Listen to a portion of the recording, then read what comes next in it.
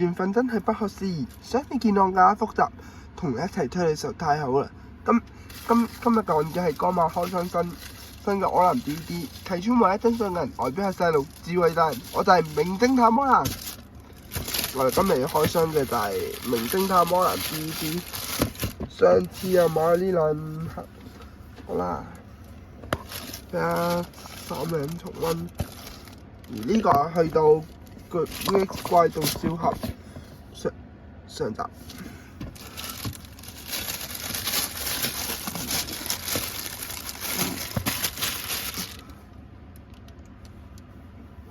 今次嘅案件係怪盜笑俠去到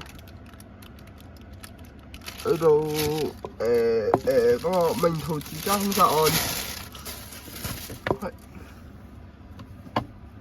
上集嗰兩個冇嘅，呢個純粹做一個簡單嘅開箱。我哋先開呢個先啦，因為個碼應該都係一樣嘅。果然竟然係咁難開嘅，啲鼻水添，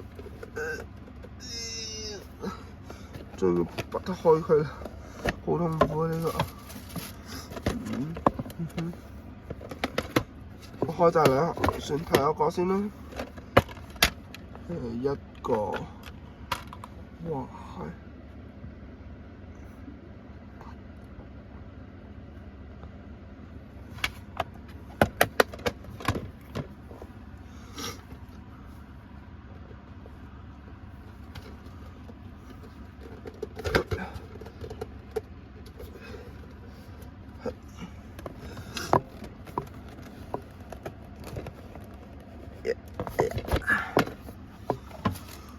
第二就係咁嘅，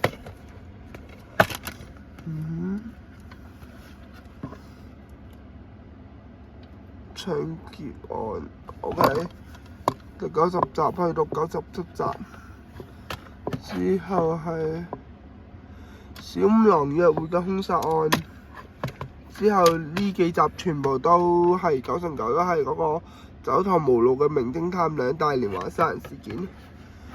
OK， 我哋就播兩大連環殺人事件啦。怪盜笑俠大家唔使睇，江馬最多播，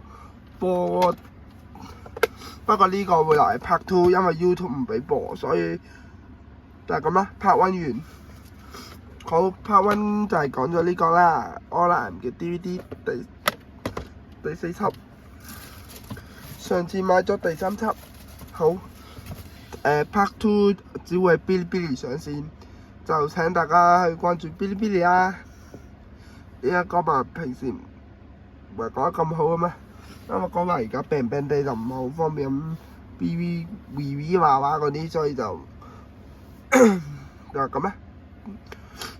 好，之後嚟嘅事就係第2 part 啦。